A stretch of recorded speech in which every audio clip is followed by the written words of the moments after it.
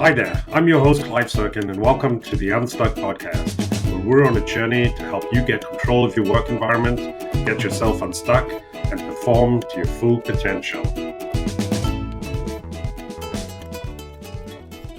Okay, so today we are talking to my dear friend Bohb Blair, who is the Chief Marketing Officer of Jones Soda and the Chief Brand Officer of Mary Jones. Welcome, Bohb Blair. Hello, how you doing? It's great to have you here, my friend. So let's start at the end, if you will. Let's talk about Jones Soda. My favorite way to read a book. There you go. So the theme of this podcast is Unstuck. And if there's ever a poster brand for Unstuck, it's the Jones Soda Company. And so, like, obviously, I think that's a compliment. It's good. It most definitely is. But I have a little bit of obviously insider knowledge. But here's a brand that was founded way back in 1995, and in many ways was a pioneer. In some senses, it was the Instagram brand before Instagram. You know, they were doing custom labels, as in sending your photographs. They were doing My Jones before there was My M&Ms. I mean, these guys were doing things way ahead of their time. Ahead of and in their time. In their time, right. And this brand, I mean, it peaked, if I recall, around 2007, this brand was at close to $25 in terms of trading. And then the wheels sort of came off. And if you sort of look back, it was a number of things. They've lost track of who they were. They started trying to be the big guys as opposed to the anti-big guy. And they lost their willingness to take swings, willing to break glass, if you will, and sort of started playing not to win and more playing not to win, as not to lose as opposed to playing to win. Yeah. Forget breaking glass. I think the brand started even not coming in glass for a while and being in cans. So. Right. And now it's a whole different story. The brand's put together consecutive back-to-back quarters of growth of the last year and a half. It's returned to profitability, margin accretion. I mean, all the diagnostics you want to see, and there's an energy around this brand. So I'd love you to talk a little bit about what's going on. What's happening that's got this brand unstuck and all this energy, and not just the energy, the tangible results in market and in terms of the brand trading. No, I love it. It's been a wonderful story, and I've been very privileged to come into it at just the right moment to enjoy this momentum that the brand is in and then take credit for a whole bunch of good stuff when it goes right. But I think there's a couple things going on. You mentioned in your lead up that the brand lost its way. And I think a lot of it is about retrenching in a bunch of spaces. There was some really smart business decisions that led to a lot of the success. And I think a lot of that, the credit goes to two wonderful people, Mark Murray, our CEO, and Eric Chastain, our president, who really found their way back to what I think of, and this is probably an unfair over top line of it, but I think of it as a wonderful middle ground between being a little scrappy little brand that can do anything and only shows up in little independent places, and being an incredibly sophisticated, ready to go national CPG with national sales and being in traditional retail channels. And the brand found a way of being right in the middle of that again, where they can take the best of both those worlds. Now, for me, when I think about the energy that's in that brand, it's taking that best of both worlds and playing the cards that Jones has that the other brands don't have. And a lot of that comes into our nimbleness. We have the ability to do things faster and more flexible when it comes to making a new flavor, partnering with somebody, changing the way our label looks. All of that is in our DNA. That's the things that this brand does so well. And all of a sudden, we're flexing those muscles hard again. And I love that. Like, if you just look into a small period of time, right now and in the recent past, you have a brand that's not just introducing new flavors and brought back our unbelievable fan favorite turkey and gravy, but I mean, that is something that just was gangbusters when you think of the fun it is to have that and have a dare drink among your friends. By the way, it's vegan if you need a vegan option at the Thanksgiving dinner table. But the earned media and the PR it generates, because it's crazy and it's silly and it's something that people know us for. It's something they remember from when they were teenagers and now they're adults and they want to do it with their kids. So that's really cool. But then we've taken that nimbleness and said, well, what else can we do, right? Well, we can make it's not even a soda, it's a beverage supplement that we got going with Mike Tyson right now, where we are making special formulated products that have legal distillates of psychedelic mushrooms in them. Like, this is an incredible thing. And I could go on for this whole podcast about this product. It's incredible, but it's a demonstration of doing short run, limited edition, really adventurous products that are beyond flavor. It's about function, right? And it's just really, really cool. And we can partner with somebody as amazing as Mike Tyson to bring that to market.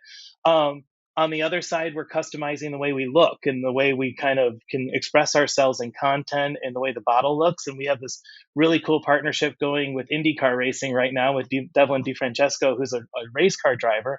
We're on his IndyCar, we're out there doing races with him. But in addition to that, we have this unbelievable partnership to do content with them, as well as use our marks on the car to leverage with different retail partners that we're working with. So it's really something that like typically would be reserved for huge brands to be doing something with IndyCar racing and leveraging their marks, but it's something that we're doing through partnerships.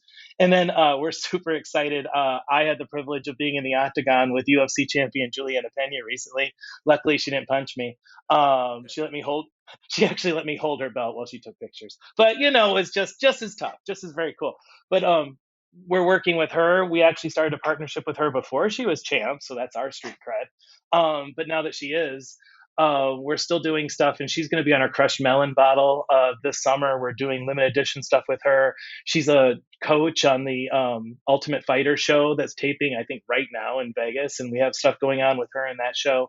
So we're just so excited because Jones is out, pardon the pun, because I just talked about Mike Tyson and Juliana Pena, but we're coming out swinging, right? And we're just out there really um, playing some pretty amazing partnerships and some amazing things that are all based on what we're best at, like playing with our product, playing with our labels, being able to lean into a partnership and doing something that's special that other people just wouldn't be able to do things like this quickly and this adventurous, I guess. But it's, I mean, those, you think about, Mike and his partnership with the son and Daniel and Chad, icon, right? And then Juliana, Hmm. who, greatest upset of all time, but the partnership started before the big fight, and now it's going to take her in rematch and that. And Devin, who is, they recently won the Daytona 24, right? So It was at the Rolex 24 when they won their class down there. That's a 24-hour race, by the way. I don't know who can pull off that kind of tough focus, gig. but maybe. But it's so much about those are the kinds of things that Jones did in the heyday, combined, and Hmm. you're talking about Eric and Mark, combined with the fundamental blocking and tackling that requires a brand to get back. I It's love it's it. it's it's like Yeah, the sex. Both things are sexy, right? The they're sexy blocking sexy. and They're sexy, tackling. but they're fun and they're smart too. And I gotta mention one more because it's so like of our roots, but I'm of that exact age where when I say Sub Pop Records, people go, "Oh, that's the label that launched Nirvana." And like, yes, they are, but they're still the coolest indie rock label out there, and they're from Seattle. We're from Seattle. They've got a bunch of amazing artists on their roster right now, so we're also partnering with them. This summer, we have every single artist that has a record coming out on Sub Pop or Hardly Art. We gave a label to on our summer releases, and when you AR scan our labels this summer, you're going to get special video content from one of their artists and their records that are coming out. We're going to be doing stuff at their concerts. So we're digging back into our music roots with Sub Pop and going like hometown with Sub Pop out of Seattle too. That's incredible. So you would think that was like we just went through a laundry list of incredible hustle, classic Jones marketing, but that's not the biggest news, okay? It seems like it would be enough. And the biggest news is the taking Jones soda into the cannabis category. And as I understand Yeah. it, it's the only nationally distributed national CPG brand that's gone into cannabis. So Yeah, it's really talk about exciting. this. Yeah, there's only been a couple of brands that had ventured in with their brand marks, and they've all been alcohol brands to date. And it's because it's a little difficult. It's a little it's nuanced as far as how you do this, right? And only a brand in a certain situation with their brand equities can actually take them and extend them into a place like this. Not the least of which doing it, proving that you're a legal adult brand, which is interesting because Jones is loved by adults despite our crazy flavors. We're an adult soda brand, so it's really perfect for us. What we found is when we looked at the cannabis category, there were a couple things.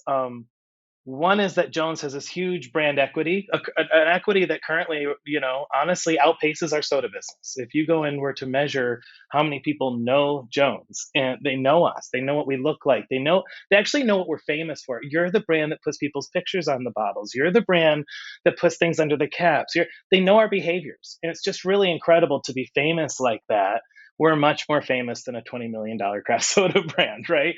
We're publicly traded. You can go look it up. It's fine. So it's interesting for us when you see that, you see, oh my God, this brand has a larger equity than their business. So what are we going to do? Are we going to grow up to our potential in this category? Or are we going to take it and leverage that equity in another category? And that's exactly what we're doing. And then when we looked at where a category would welcome that and how cannabis could really complement where Jones is at, there's a couple things there. You know, Cannabis right now has got a lot of momentum, and that's not just in people coming to it, it's in the forms it's taking, right? And we're all familiar with cannabis as a leaf product.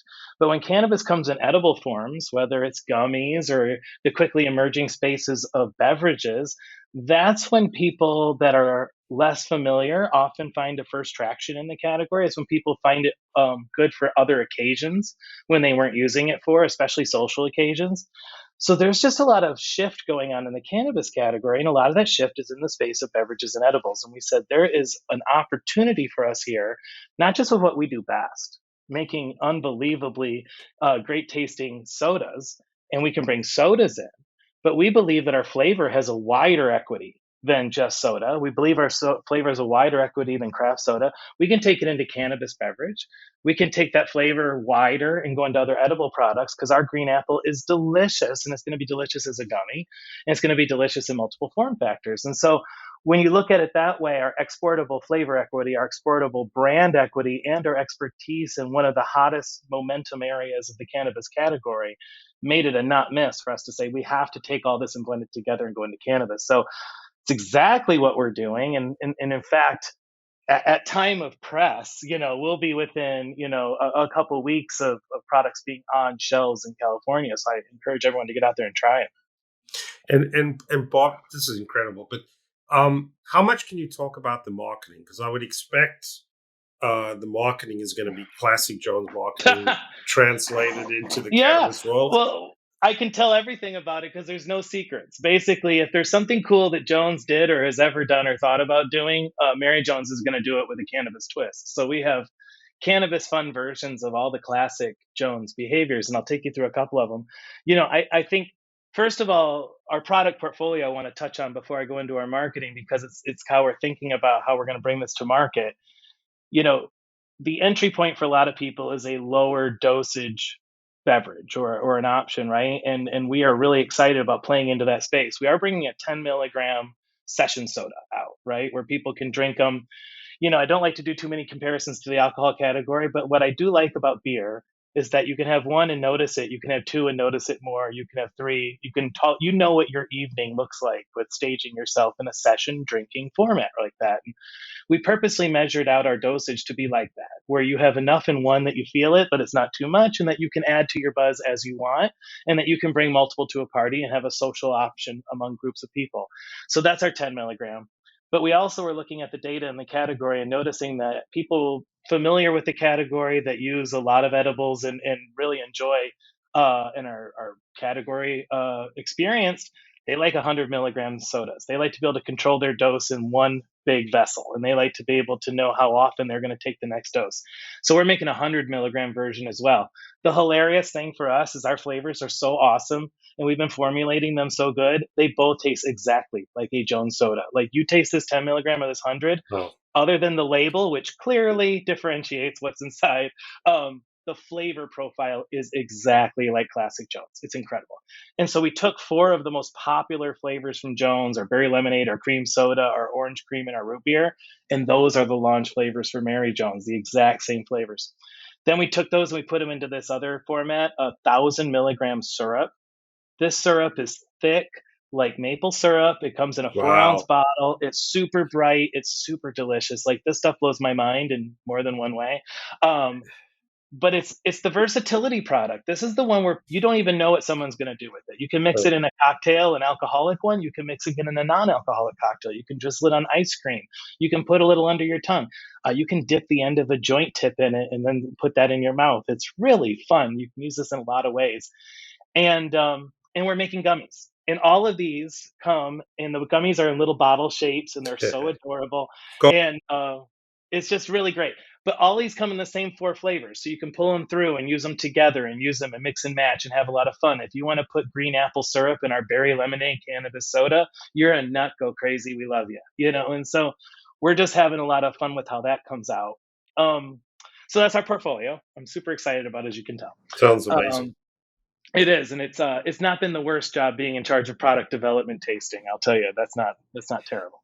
Um, but when it comes to marketing, as you mentioned, this is an area where you and I both come from a background where anything was possible, and even some of the brands that we worked on, the budgets were there that anything was possible.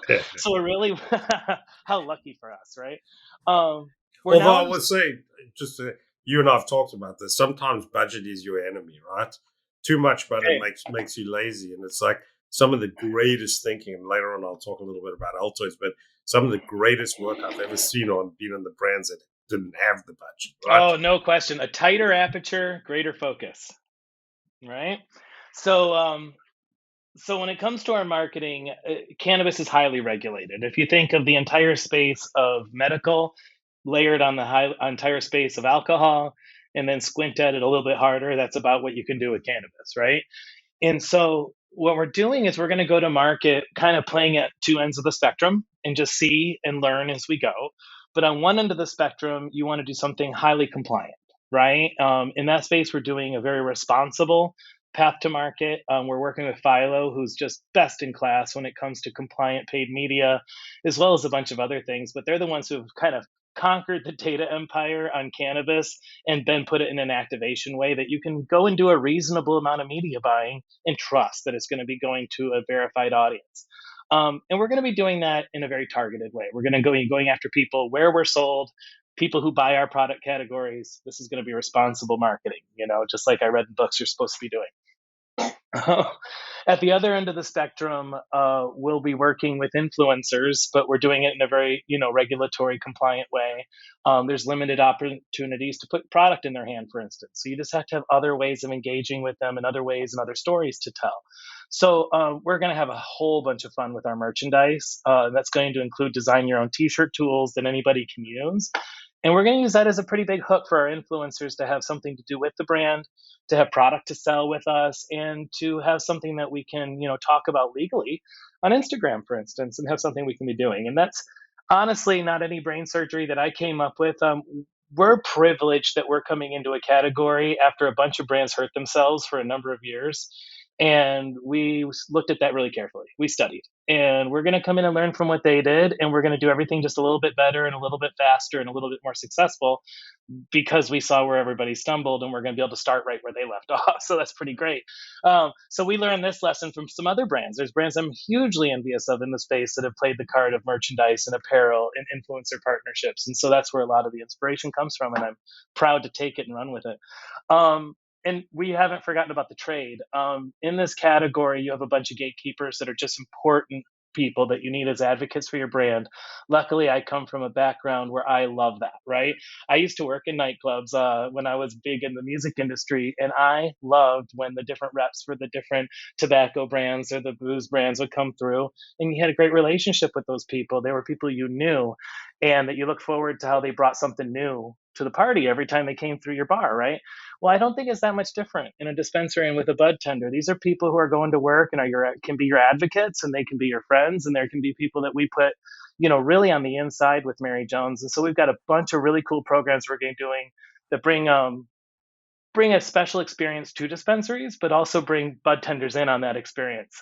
So some of those I'm going to keep as a surprise for next round in our next interview. But we have just so many things that are going to be happening with the trade. It sounds incredible and importantly classic genres. But I mentioned Altoids earlier on, and I had the privilege of being sort of around it back in the days in Leo. And there was a piece of work that was done, and I'm pretty certain it was done by Kathy DeThorne, who was a planning partner of mine a long time ago. But there was this basic premise, which was people talked about brands and brand loyalty in terms of one dimension, which was usage. And there's Hmm. actually two dimensions, right? There's an axis that's usage, and there's an axis that's affinity. And the happy place is the brands where you have high usage and high affinity, where you have brand believers. And when I came in contact with Jones, it was a small group, unfortunately, because of some of the mishaps, but of unbelievable belief in this brand, as in Hmm. massive affinity for this brand, and in terms of latent equity. And it sounds very much like that's the agenda here, which is to rekindle, and then in That's the case of Mary 100% it. Jones, sort of rekindle this love and affection for the brand.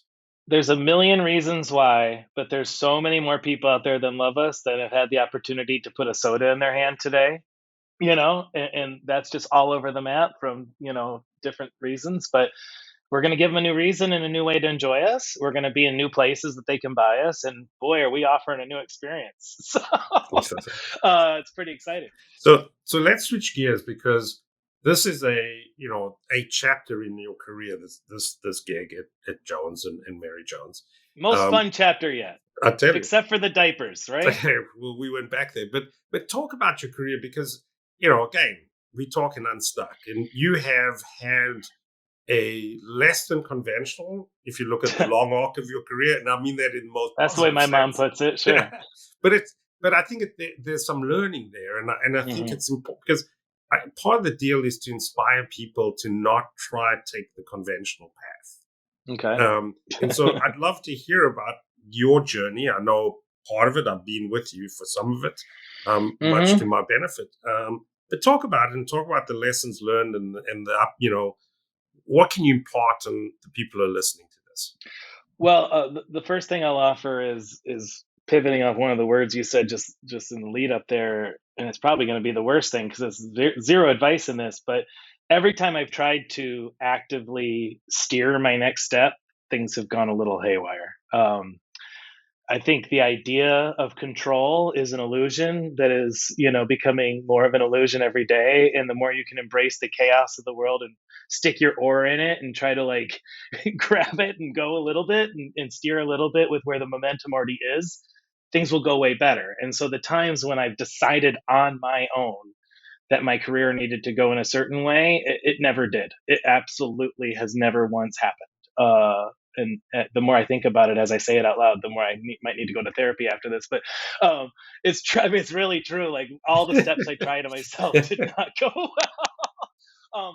But when I was running around with my radar wide open to opportunity, and then it would come, and I would have a say yes mentality to it. Those were all the leaps that ended up in hindsight, because I never knew if they were going to work out, being really, really aggressively good for my career. And in most cases, had a big development cycle attached to them too. Like I'm having trouble thinking of any of the jobs I took that were comfortable changes. They were all like, oh boy, you know, Yeah. I said yes, I hope I can pull this off type changes, and to most of the times they worked out, but that's not been without a lot of gumption and sweat equity kind of thrown in there because they were some big leaps. And so some of them were more crazy than other ones, but they were all kind of pivoting on someone calling I wasn't expecting, but being ready for that call and jumping when they said, let's go. Yeah. you know Well, but there's a certain. I used to windsurf way, way, way back, and we'd be on. Oh, Uh, cool and reference. Oh, but South I used to be Africa. on the coast of South Africa, and we used to talk about this, where don't fight the current.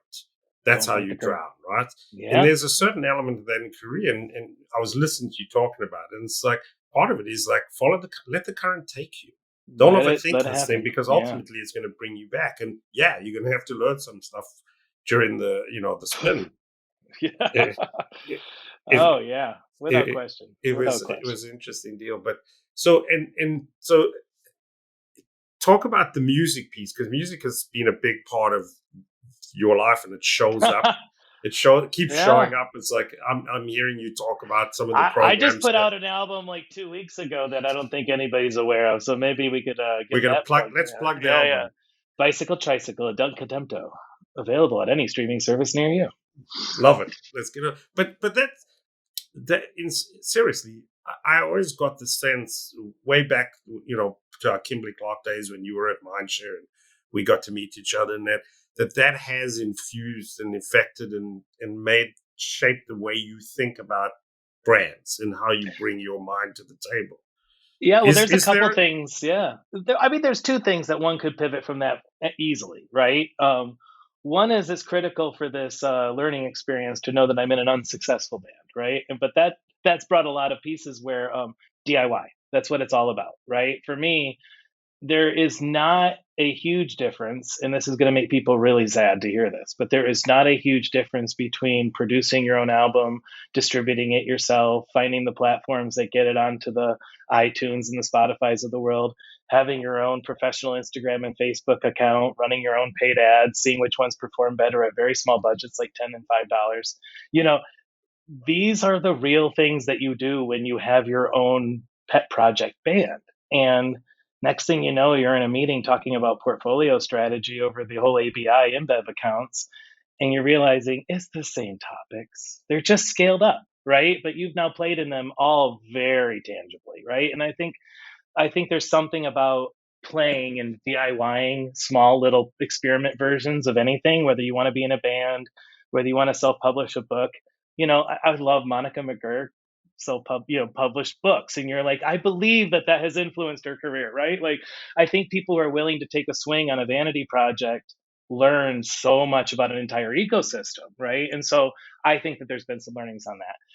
And secondly, you have a little bit of a showmanship mentality. If you're willing to stand in front and grab the microphone and sing a song at people, you're probably not too upset about jumping on, whatever else is out there. So, you know, I think those things, whether or not anybody likes the music that comes out the other side, those things have probably helped me out a little bit. That's a secret. Always used to, I always say that my career is sort of high on passion and low on skill. There you go. It's like you You got to just need a lot of one. you Just just need a got to lot of throw one. yourself in, and then you'll learn. You'll learn this You'll stuff. figure it It's like, out. and Yeah. that's kind of what the exciting part of it is. Yeah, you got to build the fundamentals at some point, but then it's like you got to riff and learn and be willing to take a couple bruises. Hey, Yeah. you mentioned ABN Bev, and I know you've done some work there. And one of the things that I enjoy when I'm around you is we talk about ideas. Hmm. Invariably, sooner or later, we get to talk about ideas. We don't have a ton of time left, but talk about some of your favorite ideas, whether they were the ones you did, and I'd love you to talk about that game night idea that you Oh, put that was a there, fun one. Oh, which is, yeah. I think, but classic ideas where you looked at it and go like, that was on brand, on strategy. It was not obvious, but it feels completely right, and it drove the business, and it wasn't off the shelf, right? It's like, Yeah. because those are the epitome for me of ideas that get brands unstuck. So I don't know, pick one or two of your favorites. Let's talk about Well, you them. mentioned that ABI InBev one, which was really fun, and it's bizarre that it's still relevant because it's a little COVID related. But ABI was really ahead of. I feel like of all the clients I was working on across the portfolio at Publicis at the time, ABI seemed the most lean forward when it came to their COVID planning. I mean, everything from the global footprint of learnings from one geography to another to all sorts of things, and of all those lean forwards. Was they did a jump ball to say, like, open brief, anybody that works on our business anywhere in the world, any agency, here you go. What's a behavior that changed because of COVID that's likely to stick around afterward that has something to do with a consumption occasion of ours that we're going to want to still own? And how do we put a foothold there for now so we own it later? I thought, wow, what a brief, right? That's really cool. So, huddled with a small team, and we thought about it first from an insight perspective, and stumbled on this thing that was like, don't look for the one big thing, look for the aggregate of small things that might have gone away, right? And we realized that happy hours had gone away, and at happy hours there were some 5,000 happy hours happening every night in the U.S. and another more happening in the UK. By the way, UK loves happy hour trivia nights. but they were doing happy hours at bars and they were playing trivia at these bar nights, right? And it's just silly thing to do with your friends. And it turned out people were having a couple pints, every time they did that. And that was a huge consumption occasion that was lost. And we thought, well, what if we could bring that back? You would need to have it socially connected out of the home. It would have to have consumption somehow. It'd have to have purchase somehow. That's hard. How would we pull that off? So, but with that as the brief in mind, went looking around and thought about it. And I was personally remembering I was addicted to playing HQ trivia back in the day. I don't know if you remember, but it was Yep. every night they had a trivia game at 9 p.m. And I thought, boy, wouldn't it be perfect if I could do something with them? So I went and looked it up, and they'd gone out of business. They'd actually bankrupted themselves. The partners had had a huge falling out. The one partner that still owned the rights to it had been completely screwed over by the other one, and everything had gone terrible, right? And so it was out of business. It was gone. So you mentioned unconventional. I think a lot of people would have stopped there. Why stop there? I looked him up. I found him. His name's Russ. I found Russ, and I'm like, look, man, want to do this? And he was thrilled to hear from us. And he agreed to bring HQ Trivia back from the dead for us. We did a pilot relaunching it as a happy hour show instead of a 9 p.m. show. Because it was an app-based program, I wasn't held to a lot of the legal restrictions that would happen if you did a program on TV or even online necessarily. And I was able to have an on-screen host, this wonderful woman that ran the whole show of a trivia night, and she was drinking on camera, prompting call outs for drinking moments like a ninth inning stretch would be and stuff. And we had an integration with Drizzly where you could buy your beer. And we even had the integration with Drizzly in the pre-promotion for the trivia night so that people were getting prompted to buy ahead of the game, giving away prizes. And we did all these different structures where we tried experimenting with different sports partnerships that ABI had and using those as a prize pool. So we had a NASCAR racer on, and we did about 10 episodes as a pilot, and it was just wildly successful, just huge. It was amazing. We spent almost no money promoting it, much to Russ's chagrin. We spent almost no money paying him, and it was gangbuster success. I think we ended up with 1.6 million concurrent users within 4 weeks that I built with only $15,000 in paid media marketing to promote it. It was insane, right? And so they loved it. ABI loved it. And what they do when they like something is they take it and incubate it back in. So they took it, and now they are running an experiment of it in Brazil with their Brazilian brands, and they're playing around with it in their loyalty ecosystem. So it was really cool. It's incredible. I got to say, full confession, I feel a little dissonance because I was introduced to the game by my kid when he was a little kid. Yeah. We used to play religiously. Yeah, it's fun. Well, now it's Wordle. So yeah, you can get on it with Wordle. Yeah, we can do it together, and he's off drinking it, so we're good now. So it's there you go. We're back. Yeah, but I think for me, it's these programs that I like. They might take a teeny bit of money to create them and push them in the world, but if they work, they should just work. They should propel themselves forward. They should have their own promotion built in. They should have their own ROI building dynamics. The users should pay for the prize pool. The excitement about the game should be the buzz for the promotion. And I think the programs I'm most proud of over my career all did that. They all kind of took on a life of their own and ran on their own, requiring very little paid media to support them ongoing. I don't believe in ideas where you have to buy the results. You might have to buy development. You might have to buy a partnership to put it in the right place. But you shouldn't have to pay for people to like it or see it. It should do that on its own if it's working. And I really hold, not everything I do holds itself to that bar, but when I do it right, it kind of does. Oh, absolutely. I mean, over the course of a career, you're gonna have a portfolio of ideas, and some of them are going to be the diamonds, right? That cheers. Some are the album cuts. The album cuts, baby, and then it feels sweet. Anyway, we're unfortunately at close to time or at time. Well, good. You promised me when this is over, you'd take me out for a beer. So there you go, because it's the end of the day, Friday, and it's happy hour. But listen, it's been an absolute joy talking with you. I am incredibly excited for all kinds of reasons with the launch of Mary Jones. Delighted to see Jones back in growth and the energy back in the brand. But this Mary Jones launch, my sense is going to be epic. So let's watch that space and let's get you back. Super excited as you expand this, baby. But hey, thanks for making the time to come on, and let's have you back again soon, my friend. Hey, glad to be here. Thanks for having me. This podcast was brought to you by Screen Dragon. We break down barriers, make work flow, and unlock talent. Visit ScreenDragon.com to see our software in action.